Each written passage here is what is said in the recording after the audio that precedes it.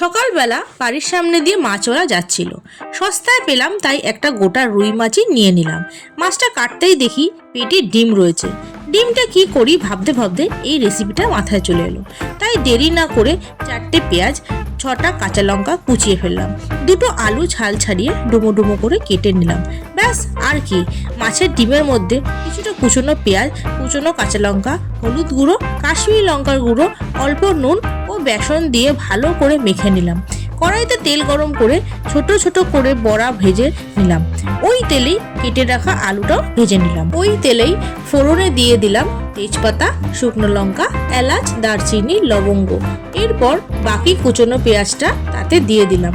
একটু হলুদ গুঁড়ো, জিরে গুঁড়ো, লঙ্কা গুঁড়ো, নুন দিয়ে ভালো করে কষিয়ে তাতে টমেটো বাটা দিয়ে ভালো করে নেড়ে চেড়ে ভেজে রাখা আলুটা দিয়ে ভালো করে কষিয়ে দিয়ে দিলাম জল। ঝোলটা ফুটে উঠলে চিনি ও গরম মশলা দিয়ে নেড়ে চেড়ে দিয়ে দিলাম ভেজে রাখা ডিমের বড়াটা। ব্যাস, আমার মাছের ডিমের বড়ার কারি রেডি। এইভাবে রান্না করে বাড়ির লোকের পাতে তুলে দিন। গরম ভাতের সাথে এটা খেতে অতি সুস্বাদু লাগে।